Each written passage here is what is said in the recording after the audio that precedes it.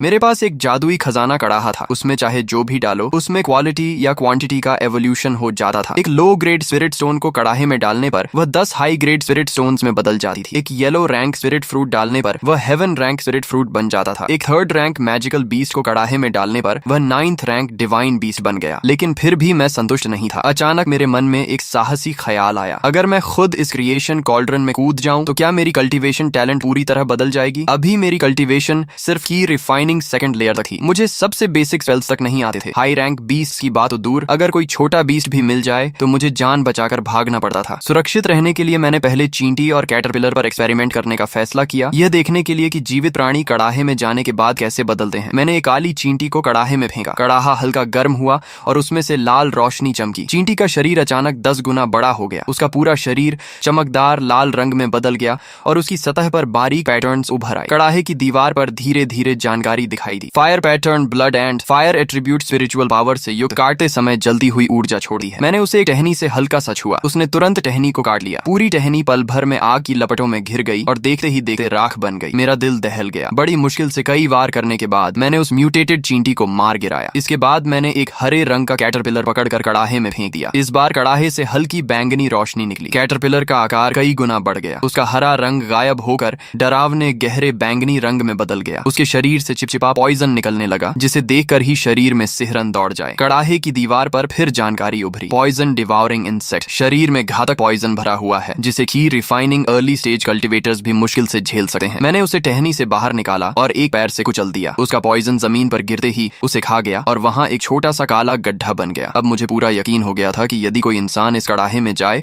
तो उसकी शक्ति में जबरदस्त छलांग लग सकती है। लेकिन मेरे मन में अभी भी एक डर था। कड़ाहे में जाने के बाद क्या मेरी स्पिरिट रूट्स बेहतर होंगी या मैं किसी इंसान और राक्षस के बीच की विकृत क्रीचर बन जाऊंगा। फिर मैंने सोचा, मैं तो वैसे भी एक low grade mixed spirit root वाला बेकार कल्टीवेटर हूँ, जिसकी कल्टीवेशन की स्पीड कछुए से भी धीमी है। अगर मॉन्स्टर भी बन गया तो भी पूरी जिंदगी बेकार रहने से बेहतर होगा। मैंने गहरी सांस ली, दिल की घबराहट दबाई और क्रिएशन कॉल्ड्रन में छलांग लगा दी। जैसे ही मैं अंदर पहुंचा, गर्म और शक्तिशाली ऊर्जा मेरे पूरे शरीर में दौड़ गई। मेरे शरीर से हल्की सुनहरी रोशनी निकलने लगी। हड्डियों से लगातार क्रैक क्रैक की आवाजें आने लगी। मेरा फिजिक आंखों के सामने बदलने लगा। कड़ाहे की दीवार पर जानकारी लगातार बदलती रही। Spirit root purification, physique enhancement और अंत में 4 सुनहरे शब्द वहीं स्थिर हो गए। Heaven tyrant body. उसी पल मेरे शरीर से तेज सुनहरी रोशनी फूटी जो सीधे छत तक जा पहुंची। पूरी लकड़ी की झोपड़ी उसके प्रकाश से जगमगा उठी। ये ठीक नहीं था। अगर सेक्ट के लोगों ने यह असामान्य घटना देख ली तो क्रिएशन कॉल्ड्रन का रहस्य उजागर हो जाएगा। ऐसे खजाने का मालिक होने पर मेरी जान खतरे में पड़ सकती थी। मैंने तुरंत प्रक्रिया रोक दी, पूरी ताकत से बाहर छलांग लगाई और उंगली हिलाकर कड़ाहे को छोटा करके अपने शरीर में समा लिया। फिर मैं तेजी से झोपड़ी से बाहर निकला और छत पर चढ़ गया। रात के अंधेरे में मैंने चारों ओर नजर दौड़ाई। सब कुछ शांत था, कोई असामान्यता नहीं दिखी। तब जाकर मैंने राहत की सांस ली। हेवन टायरेंट बॉडी, ये सेंट बॉडी के बाद दूसरी सबसे शक्तिशाली फिजिक थी। इसके साथ कल्टीवेशन स्पीड आम लोगों से कहीं ज्यादा होती है और शरीर की ताकत बेजोड़ होती है। अगर मैं बीच में बाहर न कूदता तो शायद सीधे सेंट बॉडी में इवॉल्व हो जाता। मुझे अपने पिछले एक्सपेरिमेंट्स याद आए, चाहे स्पिरिट स्टोन्स हों, स्पिरिट फ्रूट्स हों या फिर चींटियां और कैटरपिलर्स। कड़ाहे में जाने के बाद उनकी शक्ति लगभग 10 गुना बढ़ी थी। मैंने सोचा था कि मुझे हाई ग्रेड स्पिरिट रूट मिल जाए तो भी बहुत बड़ी ब्लेसिंग होगी, लेकिन मेरी फिजिक्स सीधे हेवन टायरेंट बॉडी तक पहुंच गई और सेंट बॉडी से बस एक कदम दूर रह गई। ये कड़ाहा जीवित प्राणियों को निर्जीव वस्तुओं से भी अधिक भयावह तरीके से इवॉल्व करता था। लेकिन खुशी के बाद मैं जल्दी ही शांत हो गया। जो पेड़ सबसे ऊंचा होता है सबसे पहले वही आंधी का निशाना बनता है। सेंट बॉडी जैसी फिजिक बहुत ज्यादा ध्यान आकर्षित करती है। अगर इसका राज खुल गया तो साथ ही डिसाइपल्स ईर्ष्या में मुझे नुकसान पहुंचाने की कोशिश करेंगे और अनगिनत शक्तिशाली लोग भी मेरी ओर आकर्षित होंगे। तब क्रिएशन कॉल्ड्रन का रहस्य छिपाना और मुश्किल हो जाएगा। इसलिए फिलहाल अपनी फिजिक की ऑरा को दबाकर लो प्रोफाइल रहना ही सबसे सुरक्षित रास्ता था। मैं वापस झोपड़ी में गया, कुछ स्पिरिट फ्रूट्स खाए और बैठकर स्पिरिचुअल पावर को रिफाइन करने लगा। सिर्फ 2 घंटे में ही मेरी स्पिरिचुअल पावर काफी बढ़ गई और मैं की refining second layer late stage तक पहुंच गया। इसी स्पीड से चलता रहा तो कल 3rd लेयर में ब्रेक थ्रू कर लूंगा। अगले दिन शाम को मैं अंधेरा होने पर ऑर्चर्ड की ओर गया ताकि स्पिरिट फ्रूट्स इकट्ठा करके कल्टीवेशन कर सकूं। जैसे ही मैं ऑर्चर्ड के दरवाजे पर पहुंचा, मैंने देखा कि कुछ हैंडीमैन डिसाइपल्स मेरी तरफ आ रहे हैं। उनके आगे लिनफील्ड एरिया का नेता श्योंगबा चल रहा था। यह आदमी हमेशा दूसरों पर अत्याचार करता था और कमजोर डिसाइपल्स को सताता था। मेरा दिल बैठ गया, लेकिन मैंने सम्मान दिखाने का नाटक किया। बेयर ब्रदर, क्या आप लोग ऑर्चर्ड की इंस्पेक्शन करने आए हैं? इंस्पेक्शन की ऐसी की तैसी, हम लोगों का कुछ खाने का मन है। तुम्हारे ऑर्चर्ड से कुछ स्पिरिट फ्रूट्स लेने आए हैं। मैंने गुस्सा दबाकर मुस्कुराते हुए कहा, बेयर ब्रदर, रात के खाने के बाद सेक्ट ने already yellow rank low grade spirit fruits बांटे हैं। ज्यादा खाने से स्पिरिचुअल पावर अनस्टेबल हो सकती है और कल्टीवेशन पर बुरा असर पड़ेगा। ज्यादा बकवास मत कर, जितने कह रहे हैं उतने तोड़ और जल्दी से कई दर्जन स्पिरिट फ्रूट्स लेकर आ। मिड ग्रेड स्पिरिट फ्रूट्स तोड़ना, अगर किसी ने लो ग्रेड ग्रेड तोड़े तो मैं उसकी टांगें तोड़ दूंगा। शोंगबा का चेहरा सख्त हो गया और उसने सीधे मेरे चेहरे पर जोरदार थप्पड़ मार दिया। वह पहले से ची रिफाइनिंग थर्ड लेयर में था, इसलिए उस थप्पड़ की ताकत बेहद ज्यादा थी। मैं लड़खड़ा कर पीछे गिर पड़ा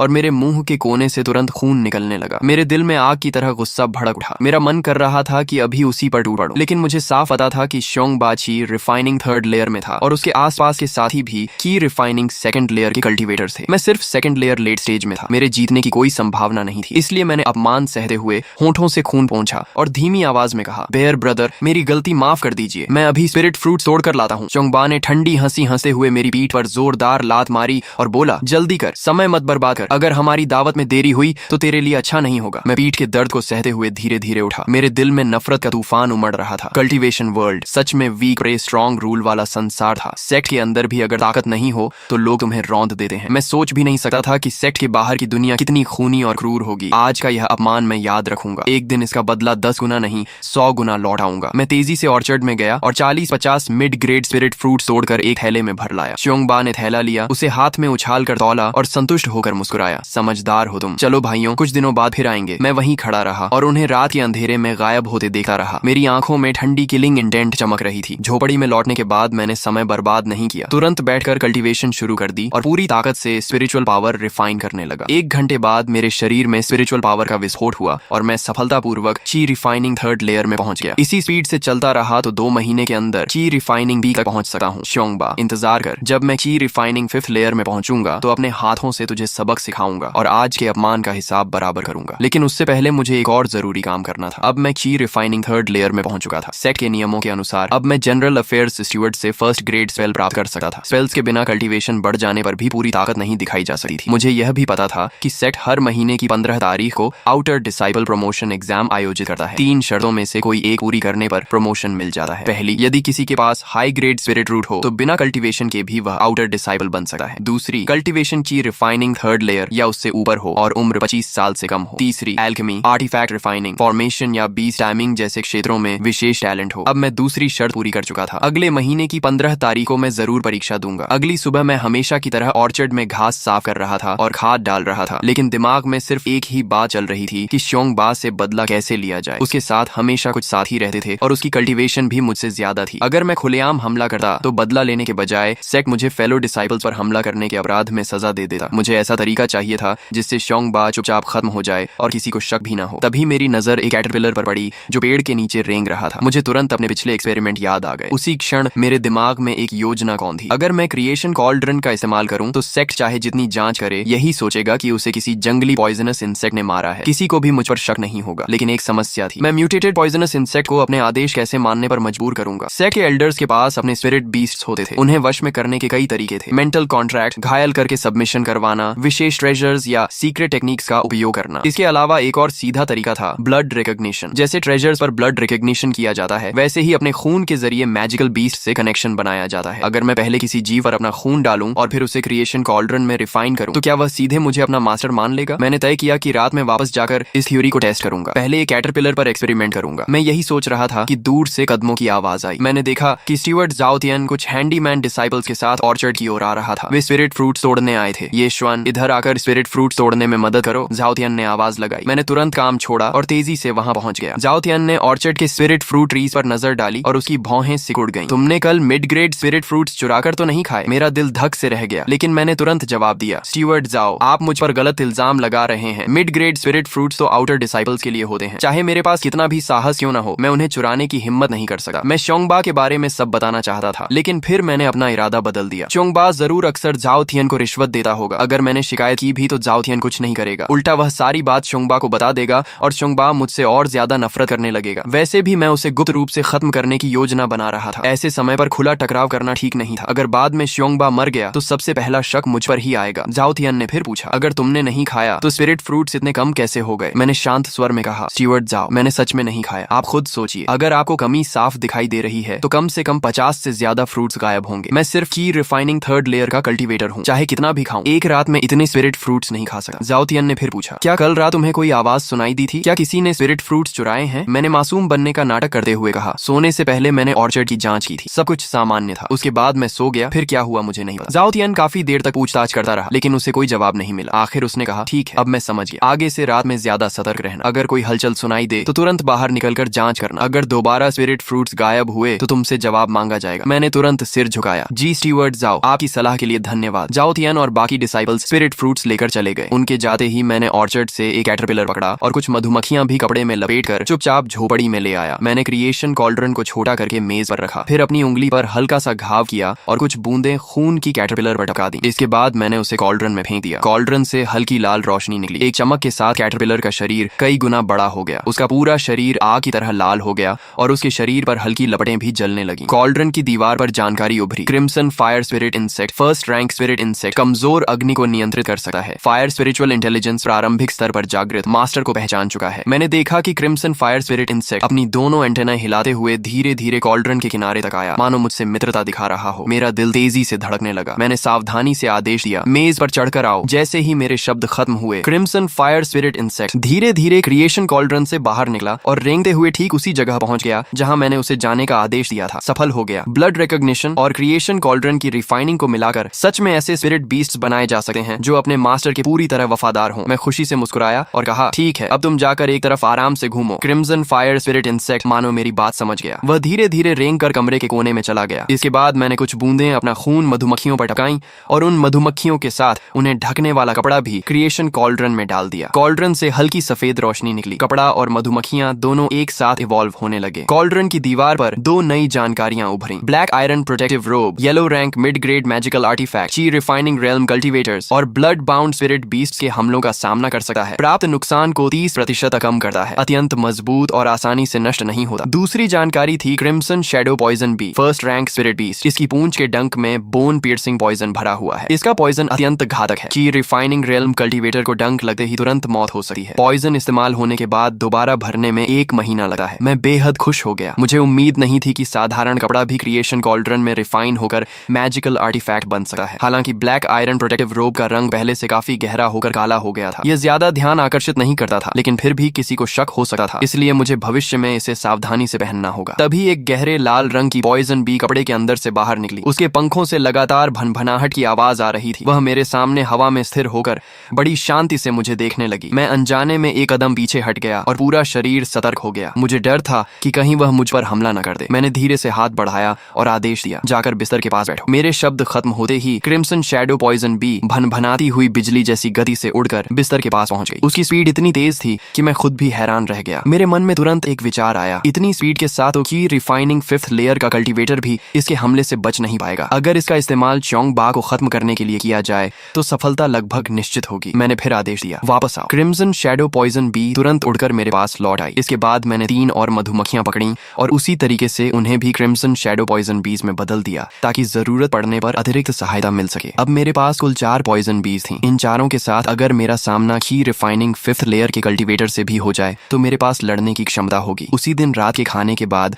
मैं हमेशा की तरह ऑर्चर्ड में स्पिरिट फ्रूट्स लेने जाने वाला था कि तभी मैंने देखा श्योंग बा अपने कुछ साथियों के साथ फिर ऑर्चर्ड के दरवाजे पर आ पहुंचा। ये आदमी सच में दोबारा आ गया। मेरे दिल में ठंडी हंसी गूंज उठी, लेकिन चेहरे पर मैंने सम्मान का भाव बनाए रखा। बेयर ब्रदर, आप आ गए। मैं अभी आपके लिए स्पिरिट फ्रूट्स तोड़ कर लाता हूँ। श्योंग बा घमंड से मुस्कुराया, अच्छा है, अब तुम समझदार हो गए हो। उसके आसपास खड़े साथी भी हंसने लगे। बेयर ब्रदर, इस लड़के को पिछली बार आपने जो पीटा था उसके बाद ये काफी सीधा हो गया है। ये ऐसा ही है, जब तक मारना पड़े तब तक बात नहीं मानता। दूसरा आदमी बोला, बेयर ब्रदर, क्यों ना जाओ स्टीवर्ड से कहकर इसे स्पिरिट फील्ड एरिया में काम पर भेज दें और ऑर्चर्ड की रखवाली के लिए हमारे किसी आदमी को लगा दें, फिर हमें स्पिरिट फ्रूट्स खाने में और भी आसानी होगी। श्योंग बा ने हंसते हुए कहा, तुम्हें कुछ समझ नहीं है। जाओ स्टीवर्ड को आदमी बदलने के लिए कम से कम 5 लो ग्रेड स्पिरिट स्टोन्स रिश्वत में देनी पड़ेंगी। उसके बाद हर महीने 2 और स्पिरिट स्टोन्स देने होंगे। अभी तो बिना एक भी स्पिरिट स्टोन खर्च किए हम मिड ग्रेड स्पिरिट फ्रूट्स खा रहे हैं। इससे अच्छा सौदा और क्या होगा। उसके साथ ही तुरंत चापलूसी करने लगे। बेयर ब्रदर सच में बहुत बुद्धिमान है। सबके चेहरों पर खुशामद भरी मुस्कान थी। मैंने कुछ नहीं कहा, चुपचाप ऑर्चर्ड में गया, कई दर्जन मिड ग्रेड स्पिरिट फ्रूट्स तोड़े और उन्हें एक थैले में भरकर श्योंग बा को दे दिया। बेयर ब्रदर, ये लीजिए। श्योंग बा ने थैला लिया, संतुष्ट होकर सिर हिलाया और बोला, बहुत बढ़िया, चलो भाइयों, रास्ते में खाते हुए चलते हैं। इतना कहकर वह और उसके साथी हंसते बोलते ऑर्चर्ड से निकल गए। जैसे ही वे कुछ दूर पहुंचे, मैंने तुरंत मन ही मन आदेश दिया कि चारों क्रिम्सन शैडो पॉइजन बीज चुपचाप उनका पीछा करें और बिना किसी को पता चले श्योंग बा और उसके साथियों का अंत कर दें। चारों क्रिम्सन शैडो पॉइजन बीज अपने अपने लक्ष्य की ओर बढ़ीं और बिना कोई आवाज किए श्योंग बा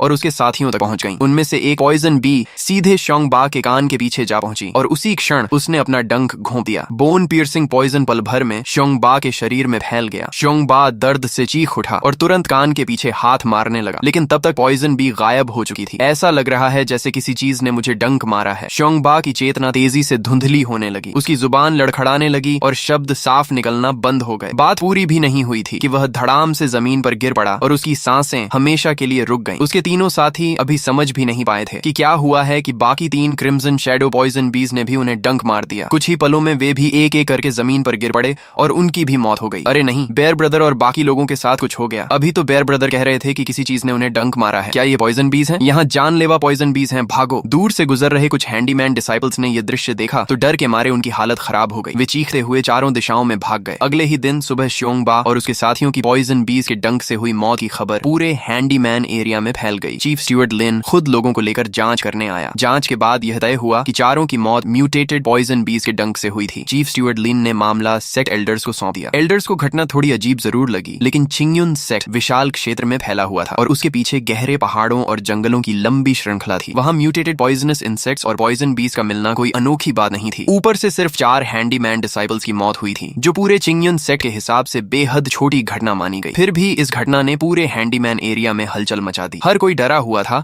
कि कहीं अगला शिकार वह खुद न बन जाए। एल्डर्स ने चर्चा के बाद 2 फैसले लिए। पहला, सेक्ट के सभी इनर और आउटर डिसाइपल्स को पूरे चिंगयुन सेक्ट क्षेत्र की तलाशी लेने का आदेश दिया गया, ताकि पॉइजनस इंसेक्ट्स, पॉइजन बीज, पॉइजनस स्नेक्स और अन्य खतरनाक जीवों का सफाया किया जा सके। दूसरा, सभी आउटर डिसाइपल्स और हैंडीमैन डिसाइपल्स को एंटीडोट पिल्स बांटी गई। ये एंटीडोट पिल्स लो रैंक पॉइजनस इंसेक्ट्स और पॉइजन बीज के पॉइजन को न्यूट्रलाइज कर सकती थी। दोनों फैसले बहुत जल्दी लागू कर दिए गए और सेक्ट के अंदर फैला डर धीरे धीरे कम होने लगा। मैंने भी इस मौके का फायदा उठाया और 2 और मधुमक्खियां पकड़कर उन्हें क्रिएशन कॉल्ड्रन में रिफाइन करके क्रिम्सन शैडो पॉइजन बीज बना लिया। जितनी ज्यादा सुरक्षा होगी उतना अच्छा रहेगा। महीने के आखिर में मैं हैंडीमैन हॉल गया और इस महीने की सैलरी प्राप्त की। 5 लो ग्रेड स्पिरिट स्टोन्स और 3 लो ग्रेड की गैदरिंग पिल्स। यही हर हैंडीमैन डिसाइपल की मासिक सैलरी थी। भले ही यह ज्यादा नहीं थी, लेकिन मेरी रोज की कल्टीवेशन के लिए काफी थी। रात का खाना खाने के बाद मैं अपने घर लौटा। जैसे ही दरवाजा खोला, मैंने देखा कि जाओ चेन दूर से मेरी ओर आ रहा है। यह बूढ़ा लोभी आदमी जरूर फिर स्पिरिट स्टोन्स वसूलने आया होगा। मैंने मन ही मन उसे कोसा, लेकिन चेहरे पर सम्मान बनाए रखा। स्टीवर्ड जाओ, आप आ गए। जाओ चेन ने ठंडी आवाज में हंकार भरी और अपना हाथ आगे बढ़ाते हुए घमंडी लहजे में बोला, ये श्वान, पिछली बार जो एक लो ग्रेड स्पिरिट स्टोन तुमने मुझसे उधार लिया था, अब उसे लौटाने का समय आ गया है। मेरे पास कोई विकल्प नहीं था। मैंने अपनी जेब से एक लो ग्रेड स्पिरिट स्टोन निकाला और उसे दे दिया। कुछ समय पहले कल्टीवेशन के लिए स्पिरिचुअल एनर्जी की कमी होने पर मैंने उससे एक स्पिरिट स्टोन उधार लिया था। मुझे उम्मीद नहीं थी कि वह उसे इतनी देर तक याद रखेगा और खुद उसे लेने आ जाएगा, लेकिन स्पिरिट स्टोन लेने के बाद भी जाओ चेन जाने को तैयार नहीं था। वह फिर बोला, ये श्वान, वैसे भी अगले महीने तुम्हें मुझे 2 लो ग्रेड स्पिरिट स्टोन्स देने हैं, क्यों ना अभी ही दे दो, ताकि मुझे अगली बार आने की परेशानी ना उठानी पड़े। मेरे दिल में गुस्सा उबल पड़ा। यह बूढ़ा सच में हद से ज्यादा लालची था। हैंडीमैन डिसाइपल्स को हर महीने स्टीवर्ड्स को 2 लो ग्रेड स्पिरिट स्टोन्स देने पड़ते थे। अगर कोई देने से मना करे तो उसे सबसे कठिन और खतरनाक स्पिरिट और माइन में भेज दिया जाता था। वहां का माहौल बेहद खराब था और अक्सर मैजिकल बीस्ट भी दिखाई देते थे। वहां जाना लगभग मौत को दावत देने जैसा था। मैंने गुस्सा दबाते हुए धीरे से कहा, स्टीवर्ड्स जाओ, अगले महीने के स्पिरिट स्टोन्स मैं समय पर आपको दे दूंगा, आप चिंता मत कीजिए। जाओ चेन का चेहरा तुरंत सख्त हो गया। उसने धमकी भरे स्वर में कहा, बेहतर होगा कि समझदारी दिखाओ। अगले महीने की 15 तारीख से पहले स्पिरिट स्टोन्स मुझे मिल जाने चाहिए। अगर नहीं मिले तो मैं तुम्हें सीधे स्पिरिट और माइन में भेज दूंगा। तब तुम्हें पता चलेगा कि असली तकलीफ क्या होती है। इतना कहकर वह स्पिरिट स्टोन हाथ में लिए घमंड से मुस्कुराता हुआ वहां से चला गया। जाओ चेन की दूर जाती हुई पीठ को देखते हुए मेरी आंखों में ठंडी किलिंग इंटेंट चमक उठी। मेरी आंखों में किलिंग इंटेंट और भी गहरी हो गई। ये जाओ चेन हमेशा से हैंडीमैन डिसाइपल्स पर अत्याचार करता था और लालच की उसकी कोई सीमा नहीं थी। अब वह मुझे भी लगातार धमका रहा था। अगर मैंने उसे नहीं हटाया तो भविष्य में वह जरूर मेरे लिए बड़ी परेशानी बन जाएगा। मैंने तुरंत अभी अभी तैयार की गई 2 क्रिम्सन शैडो पॉइजन बीज को बाहर निकाला और जाओ चेन के जाते हुए रास्ते की ओर इशारा करते हुए आदेश दिया, दूर से उसका पीछा करो, अपनी मौजूदगी का पता मत चलने देना, सही मौका मिलते ही उसे खत्म कर देना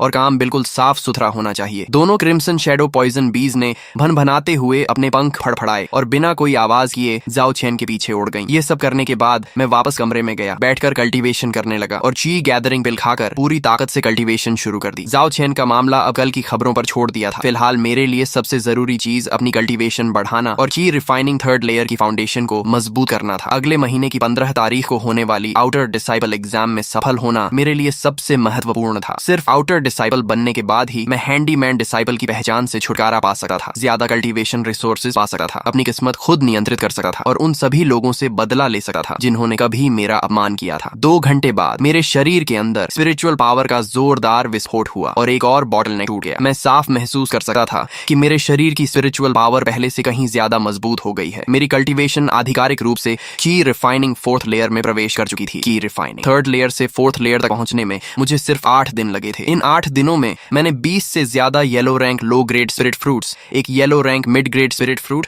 और 6 मिड ग्रेड स्पिरिट स्टोन्स खर्च किए थे। इसके अलावा हेवन टायरेंट बॉडी की भयानक क्षमता भी मेरे साथ ही। इन 8 रातों की कल्टीवेशन का परिणाम मेरे पुराने 10 साल की मेहनत के बराबर था। शरीर में उमड़ती हुई स्पिरिचुअल पावर को महसूस करते हुए मेरे चेहरे पर मुस्कान आ गई। मैंने मन ही मन कहा, अगले महीने की 15 तारीख को मैं आउटर डिसाइबल एग्जाम जरूर दूंगा। इस बार मैं हैंडीमैन डिसाइबल की जिंदगी को पीछे छोड़ दूंगा। अगले दिन दोपहर को मैं हैंडीमैन कैफेटेरिया में खाना लेने गया और एक कोने में बैठकर खाने लगा। अभी मैंने 2 ही निवाले खाए थे कि पास बैठे कुछ हैंडीमैन डिसाइबल्स की बातचीत मेरे कानों में पड़ी। क्या तुमने सुना? कल रात स्टीवर्ट जो के साथ हादसा हो गया। क्या सच में? वह अचानक कैसे मर गया? बिल्कुल सच। सुना है कि सोते समय उसे पॉइजन बी ने डंक मार दिया। उसे एंटीडोट पिल खाने का मौका भी नहीं मिला। मैं चुपचाप खाना खाता रहा और उनकी बातें सुनता रहा। जाओ चेन ने मुझे कई बार परेशान किया था और श्योंगबा भी मुझे बार बार सताता था। अब दोनों अपने अंजाम तक पहुंच चुके थे। यह सोचकर खाना भी पहले से ज्यादा स्वादिष्ट लग रहा था। हालांकि जाओ चेन की मौत में एक अजीब बात थी। पॉइजन बीज आमतौर पर इंसानों पर हमला नहीं करती थीं और किसी के कमरे तक पहुंचकर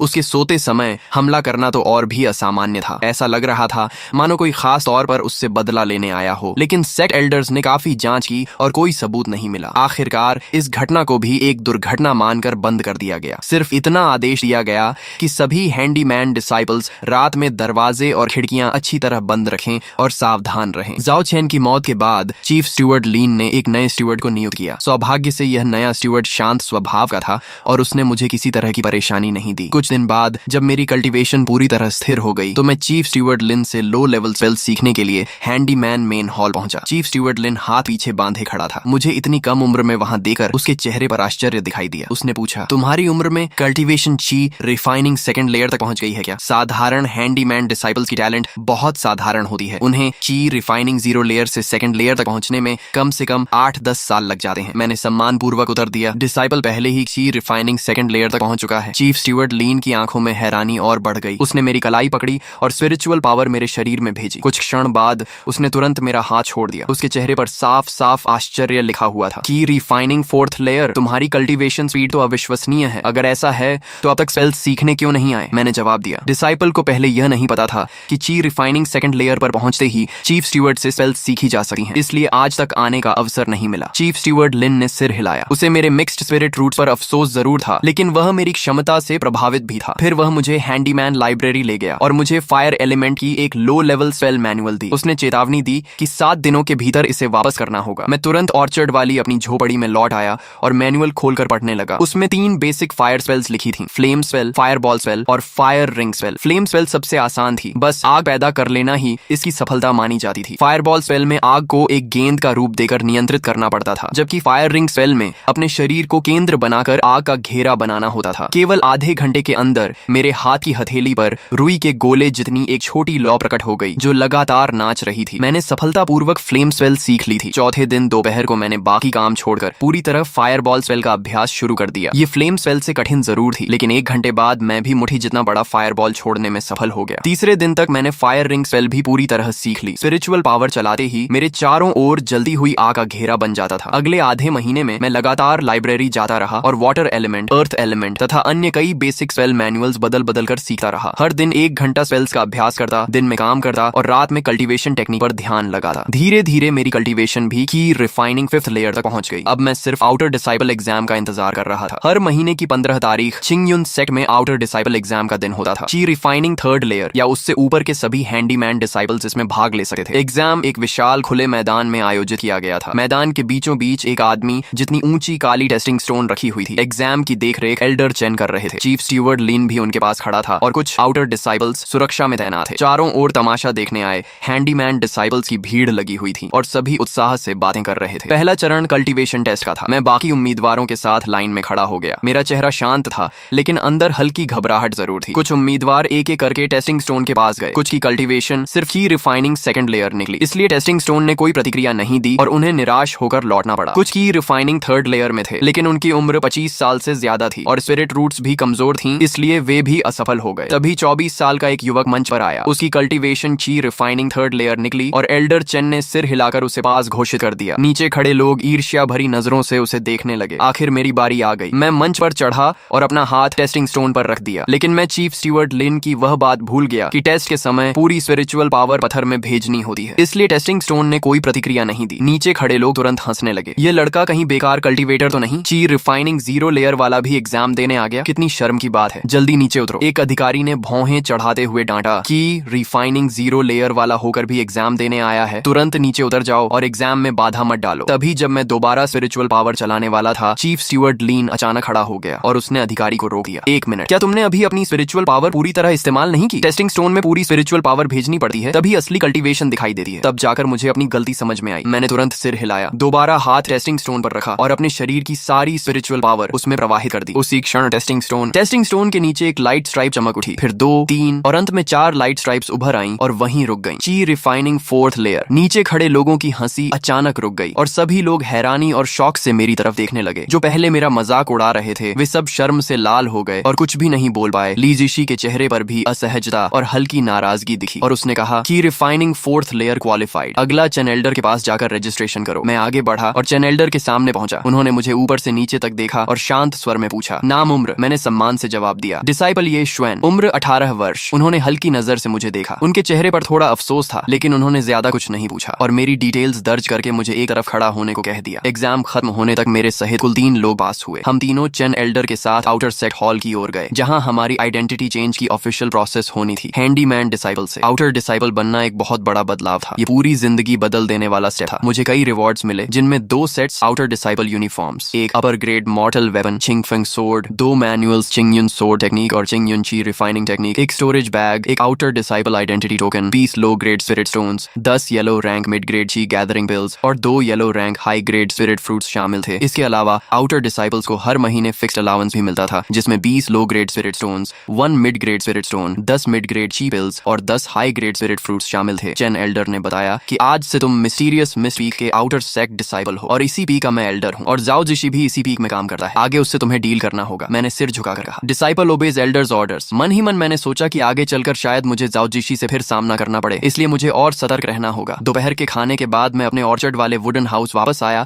और अपना सामान पैक करने लगा। वैसे ज्यादा कुछ नहीं था, बस कुछ पुराने कपड़े और रोजमर्रा की चीजें। जैसे ही मैं पैकिंग खत्म कर रहा था, बाहर से फुटस्टेप्स की आवाज आई और मैंने देखा कि ऑर्चर्ड का पुराना हैंडीमैन जांग बो था। जांग बो कई सालों से ऑर्चर्ड में काम कर रहा था और बहुत काइंड हार्टेड था। जब मैं नया था और शोंगबा के लोग मुझे परेशान करते थे, तब उसने कई बार सीक्रेटली मेरी मदद की थी। उसके हाथ में एक क्लॉथ बैग था और चेहरे पर मुस्कान थी और उसने कहा, शाओशुएन, सुना है तुम आउटर डिसाइपल बन गए हो। उसने अपने हाथ में रखी 2 लो ग्रेड स्पिरिट स्टोन्स मुझे देते हुए कहा, ये मैंने बचा कर रखे थे, रख लो, आउटर सेक्ट में काम आएंगे। मैंने दिल से मना करते हुए कहा, आपका दिल बहुत बड़ा है, लेकिन मैं ये नहीं ले सकता, आपने खुद मेहनत से ये जमा किए हैं। उसने मुस्कुराकर कहा, तुमने बहुत आगे बढ़ना है, बस आगे जाकर हमें मत भूल जाना। मैंने सिर झुकाकर कहा, जांगबो, मैं जरूर वापस आऊंगा आपको मिलने। जांगबो से विदा लेकर मैं सीधे प्याओ मियाओ पीक की ओर चला गया। वहां मुझे मेरा नया रेजिडेंस मिला, एक लगभग 100 स्क्वायर मीटर का स्टोन हाउस, जिसमें bedroom, meditation room, storage room और हॉल सब कुछ था और उसमें रहने की सुविधा मेरे पहले वाले वुडन हट से सैकड़ों गुना बेहतर थी। मैंने अपना सामान रखा और फिर चिंगयुन ची रिफाइनिंग टेक्निक और चिंगयुन सोर टेक्निक निकालकर मेडिटेशन रूम में बैठकर पढ़ना शुरू किया। हेवन टायरेंट बॉडी की कॉम्प्रिहेंशन के कारण 1 घंटे से भी कम समय में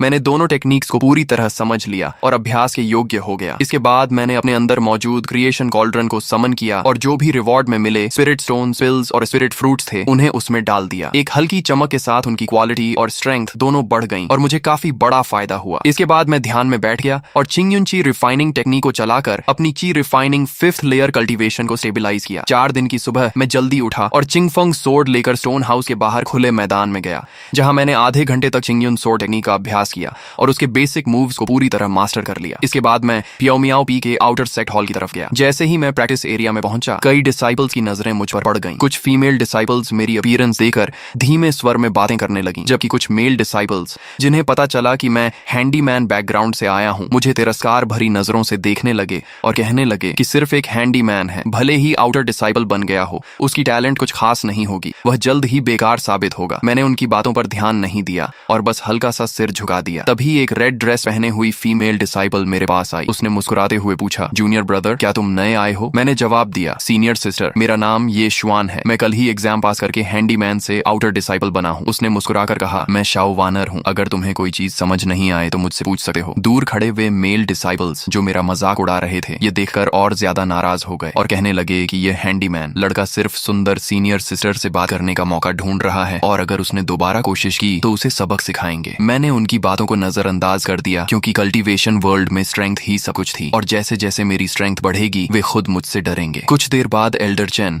5 आउटर सेट इंस्ट्रक्टर्स के साथ बाहर आए और सभी डिसाइपल्स को लाइन में खड़ा कर दिया। उन्होंने कुछ बेसिक इंस्ट्रक्शंस दिए और फिर सभी को फ्री कल्टीवेशन के लिए छोड़ दिया। मैंने अपने क्रिएशन कॉल्ड्रन का इस्तेमाल करके पहले से कलेक्टेड स्पिरिट फ्रूट्स और हर्ब्स उसमें रिफाइन किए और उनकी क्वालिटी बढ़ाई। फिर अगले दिन उन्हें एक्सचेंज करने की योजना बनाई। अगले दिन सुबह जब मैं सोर्ड प्रैक्टिस के बाद बाहर निकलने वाला था, स्याओ वानर सीनियर सिस्टर फिर मेरे पास आई और पूछा कि मैं कहाँ जा रहा हूँ और क्या मैंने माउंटेन पेट्रोल किया है। मैंने सच बताया कि मैं एक्सटर्नल हॉल जा रहा हूँ और पेट्रोल पर नहीं गया था। वह क्यूरियस होकर पूछने लगी कि मैंने इतने स्पिरिट फ्रूट्स और हर्ब्स कैसे कलेक्ट किए, क्या कोई सीनियर डिसाइपल मुझे लेकर गया था। मैंने मुस्कुराकर कहा कि मैंने खुद ही थोड़ा फ्लाइंग सोर्ड टेक्निक सीख लिया है और मैं हवा में उड़ सकता हूँ। इतना कहकर मैंने चिंगफंग सोर्ड को समन किया, हल्के से कूदकर उस पर खड़ा हो गया। स्याओ वानर मुझे उड़ते हुए देखकर हैरान रह गई और उसकी आंखों में आश्चर्य भर गया। उसका चेहरा आश्चर्य से भर गया। ये शिडी, तुम सच में सोर्ड कंट्रोल करके उड़ सकते हो? आमतौर पर आउटर डिसाइपल्स को कम से कम की रिफाइनिंग 6th लेयर तक जाना पड़ता है, तभी वे सही तरीके से फ्लाइंग सोर्ड कंट्रोल कर पाते हैं और तुम तो अभी की रिफाइनिंग 5th लेयर में हो ना। मैंने हल्की मुस्कान के साथ ज्यादा कुछ एक्सप्लेन नहीं किया और स्याओ वानर को हाथ जोड़कर कहा, सीनियर सिस्टर मैं अब चलता हूँ, और फिर चिंगफंग सोर्ड पर सवार होकर सीधे आउटर सेट हॉल की तरफ उड़ गया। पीछे सिर्फ एक स्टंड स्याओ वानर रह गई। आउटर सेट हॉल पहुंचकर मैं मटेरियल एक्सचेंज काउंटर पर गया और जो भी रिफाइंड स्पिरिट फ्रूट्स और हर्ब्स थे उन्हें निकाल कर एक्सचेंज किया और मुझे 125 लो ग्रेड स्पिरिट स्टोन्स मिले। इसके बाद मैं ट्रेजर पवेलियन गया और स्पिरिट फ्रूट्स हर्ब्स इंसाइक्लोपीडिया और बीस्ट इलस्ट्रेशन कंपेंडियम उधार लिया। ये दोनों बुक्स मुझे स्पिरिट प्लांट्स और बीस्ट्स को पहचानने में मदद करेंगे और फ्यूचर एक्सप्लोरेशन के लिए बहुत यूजफुल थे। वापस मियाओ मियाओ पीक वाले रेजिडेंस में आकर मैंने दरवाजा बंद किया और फिर क्रिएशन कॉल्ड्रन को समन किया। 125 लो ग्रेड स्पिरिट स्टोन्स और पहले बचे हुए 22 लो ग्रेड स्पिरिट स्टोन्स को एक साथ उसमें डाल दिया। 2 राउंड्स ऑफ रिफाइनमेंट के बाद मुझे 18 हाई ग्रेड स्पिरिट स्टोन्स और 199 रिफाइंड यूनिट्स प्राप्त हुए, जो एक बहुत बड़ा प्रॉफिट था। अगले 4 दिनों तक मैं दोनों बोरोड बुक्स पढ़ता रहा और साथ साथ चिंगयुन ची रिफाइनिंग टेक्निक और चिंगयुन सोर्ड टेक्निक का अभ्यास करता रहा। हर दिन स्पिरिट स्टोन्स की एनर्जी अब्सॉर्ब करता रहा। हेवन टायरेंट बॉडी की कॉम्प्रिहेंशन की वजह से मैंने बहुत जल्दी सब कुछ याद कर लिया और मेरी कल्टीवेशन भी ची रिफाइनिंग 7th लेयर तक पहुंच गई। अपने अंदर बढ़ती हुई स्पिरिचुअल पावर को महसूस करते हुए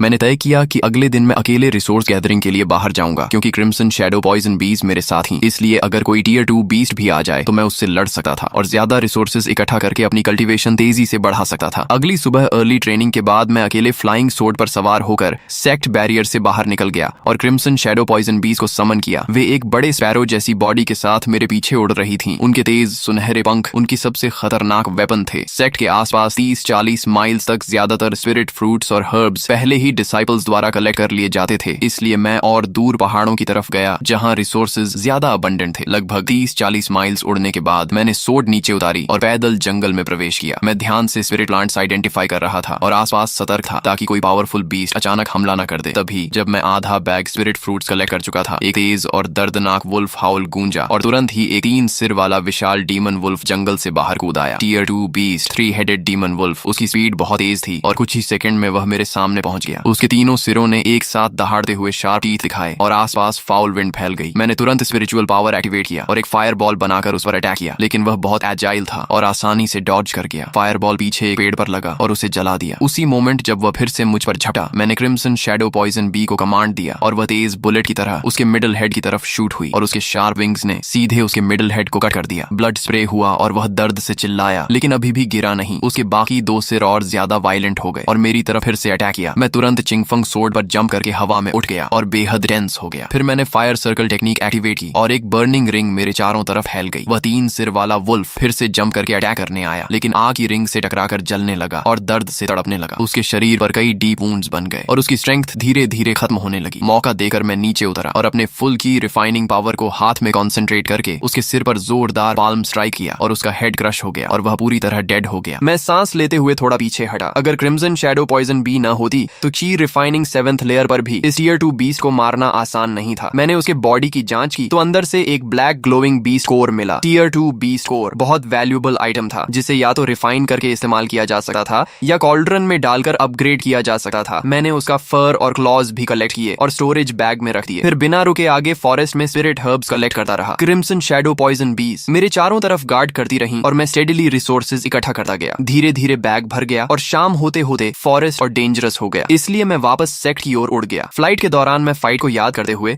अपनी चीज स्टेबलाइज करता रहा और मुझे महसूस हुआ कि मेरी कंट्रोल और स्मूथ हो रही है और शायद मैं जल्द ही की रिफाइनिंग 8th लेयर में ब्रेक थ्रू कर सकता हूँ। प्याओ मियाओ पीक वापस पहुंचकर मैंने किसी को डिस्टर्ब किए बिना अपने रूम में एंट्री की और क्रिएशन कॉल्ड्रन समन करके आज के सभी रिसोर्सेज उसमें डाल दिए। पहले उस टीयर 2 बीस्ट कोर को डालते ही वह इंस्टेंटली रिफाइन हो गया और एक purer purple glowing beast core में बदल गया। अब ये tier 3 low grade beast core बन चुका था। ये देखकर मैं बहुत खुश हुआ क्योंकि इसकी वैल्यू कई गुना बढ़ चुकी थी और इसे या तो अब्सॉर्ब किया जा सकता था या हाई प्रॉफिट के लिए एक्सचेंज किया जा सकता था। इसके बाद मैंने आज के कलेक्टेड स्पिरिट फ्रूट्स और स्पिरिट हर्ब्स, 3-हेडेड डीमन वुल्फ के फर और क्लॉज और बचे हुए लो ग्रेड स्पिरिट स्टोन्स सबको एक एक करके क्रिएशन कॉल्ड्रन में डालकर रिफाइन किया। थोड़ी देर की प्रोसेसिंग के बाद स्पिरिट फ्रूट्स और हर्ब्स कई yellow rank high grade spirit fruits और स्पिरिट हर्ब्स में बदल गए, जबकि वुल्फ के फर और क्लॉज भी हाई क्वालिटी मटेरियल्स में रिफाइन हो गए और स्पिरिट स्टोन्स से 5 हाई ग्रेड स्पिरिट स्टोन्स और कई दर्जन मिड ग्रेड स्पिरिट स्टोन्स प्राप्त हुए। स्टोरेज बैग में इतने सारे रिसोर्सेज देकर मेरे होंठों पर हल्की मुस्कान आ गई क्योंकि इस क्रिएशन कॉल्ड्रन के साथ मुझे कल्टीवेशन रिसोर्सेज की कोई कमी नहीं हो सकती थी। मैंने एक yellow rank high grade spirit fruit और एक हाई ग्रेड स्पिरिट स्टोन निकाला और बिना देर किए थियन्यून रिफाइनिंग टेक्निक चलाकर उनके स्पिरिचुअल एनर्जी को अब्सॉर्ब करना शुरू कर दिया। स्पिरिट फ्रूट और स्पिरिट स्टोन की एनर्जी लगातार मेरे शरीर में प्रवेश करने लगी और मेरी मेरिडियंस को नरिश करने लगी। हेवन टायरेंट बॉडी पूरी ताकत से एक्टिवेट हो गया और इन एनर्जीज को तेजी से मेरी ओन कल्टीवेशन में ट्रांसफॉर्म करने लगा। इस मनहवा के अभी इतने ही पार्ट्स अवेलेबल हैं। जैसे ही इसके आगे के पार्ट्स आएंगे मैं उन्हें भी इसी चैनल पर अपलोड करके एक्सप्लेन करूंगा।